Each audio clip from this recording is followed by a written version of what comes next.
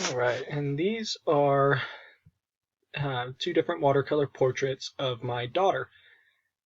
So again, on this one, you can see the really loose wash in the background, colors repeated from the background onto like the bow and in the skin. Um, Everything that I learned from kind of these master artists. This one over here, you can see again, really loose wash in the background. But this time what I did with the background was I put a lot of dark colors right up against the figure to really highlight her and make her stand out a lot. Even like if you take the hat, the inside of the hat, how dark that is up against her face, creating like a ring of contrast that really draws you in where I wanted you to go. Okay, so let's see. This is a portrait I did of my sons, um, probably a few years ago. So this one obviously has kind of some rough spots, some rough edges and things like that, but again, like this loose background, these areas of like splashiness to really add some texture and stuff to it, um, all kind of help balance the whole painting. And again, I don't have anything like really centered on the page, like a central focal point. It's kind of more like you just are drawn back and forth to the faces. This is a self-portrait, and this is also a self-portrait. So this one, you can see I put a lot of work in like detail on it. So again, I started with that really loose wash in the background, and then started layering on more and more detail as I went, until I got to like really doing some dry brush, like hair strokes in here. Little white areas on the beard and stuff are areas that I use something called masking fluid. So masking fluid is like almost like a glue, like a liquid glue that you put onto the page. And then when you're done with the whole painting, you kind of can peel that off carefully, and it'll still leave the whites of the paper on there. So all these like little white streaks in the beard, little white streaks in the hair, those come from that masking fluid. But like if you look at like the eyebrows, where it's kind of like really sharp lines, those are all just black paint. Well, it's like a brown mixed with a little bit of black paint in there, and just really delicate strokes on there to get kind of those individual hair strands. I also really like watercolors to look like watercolors, so I usually add like some drips and things in there just because I like that effect. But again, that's entirely up to you. This one was a watercolor, but I also used soft pastels. So if you look at like some of these really like fuzzy looking areas and stuff, it still kind of looks a little bit grainy. That's because I layered some soft pastel over it. Not oil pastels. Soft pastels are a little bit different than oil pastels. They are kind of like chalky, so that's why it kind of makes that texture on there. But originally it was all watercolor, and then I just laid some of that, a little bit of soft pastel over it to kind of give it that like old dusty look. All right, here's a couple more watercolors. So this one is of my niece, and this is my wife on the right. So on the left, my niece, you can see again, really loose background. I'm repeating colors everywhere. I've got like the blues on her cheek in the background. I've got the red of her dress everywhere throughout the background. The only thing that's not super repeated is like kind of this goldeny yellow color, which I did put just like a little bit here and there in the background, but very, very subtle. This one over here of my wife, again, I did that kind of effect where I put like the darkest areas kind of around her face to highlight her face. So if you look at it and kind of squint your eyes and you follow just the darks, it makes like a circle around her whole face. So that's where your eye is instantly drawn to. Even though it's not dead center in the page, your eye's still drawn to the face, just by surrounding it with some of those darks. This one, Post Malone, again repeating those colors in the background. So that that yellow, that bright yellow is repeated in the background. That pink is repeated in the background and on his suit. Some of that black repeated all the way down, like his hair all the way down to his tie and face over here and a little bit down his shoulder.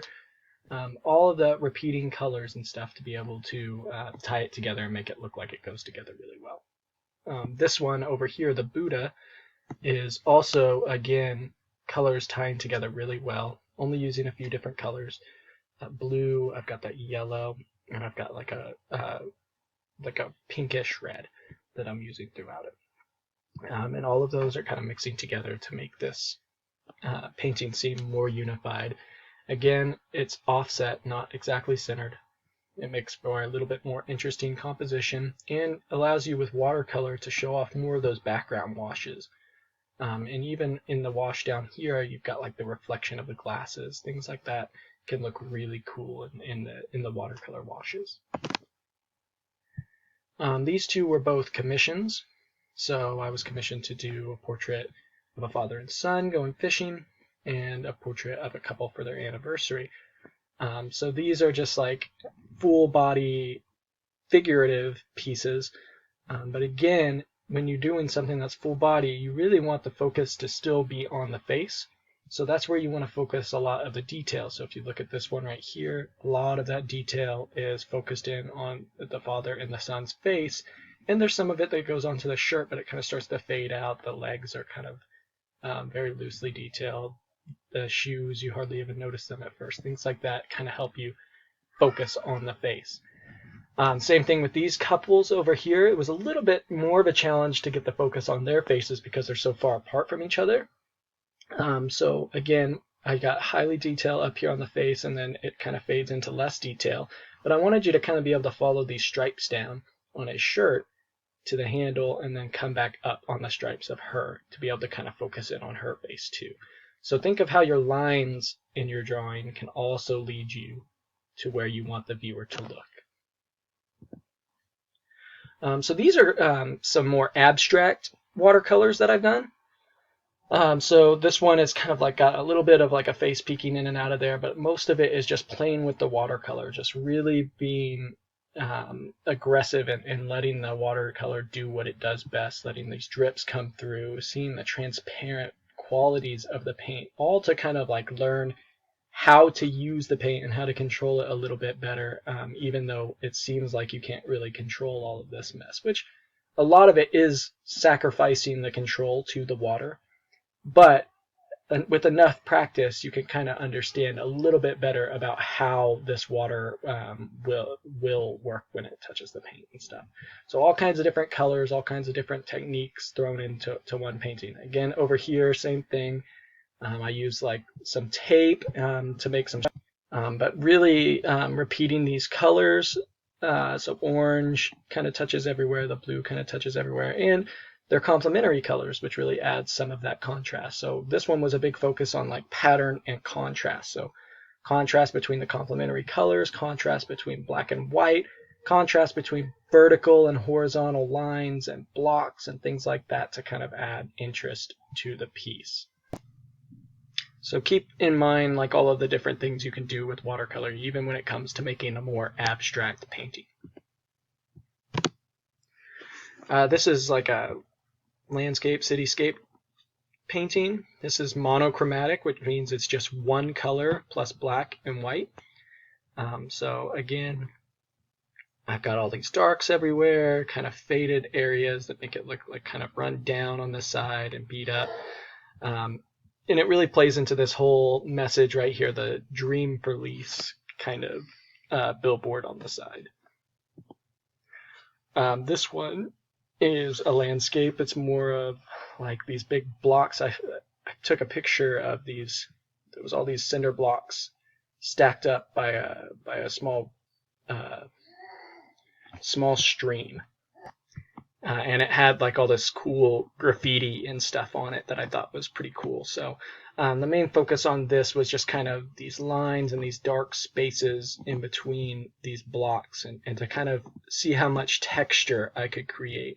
So there's a lot of like dry brushing and different kind of less loose techniques. There's some loose stuff on there that really kind of gets some of these blended areas, but a lot of it was a lot more rough to create some more of that rocky texture.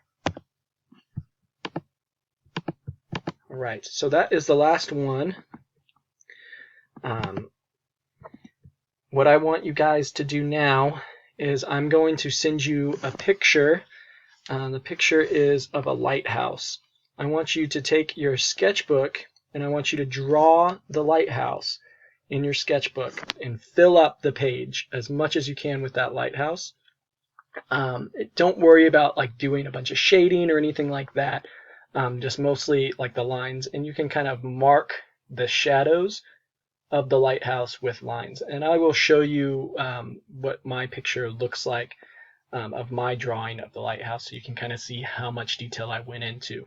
And then we will have that prepared for whenever you guys get back on Thursday, so that way we can start our watercolor demo with you, okay? If you have any questions at all, you can send me an email. You can send me a message in Canvas. Just try to get a hold of me so I know you're not struggling on your own.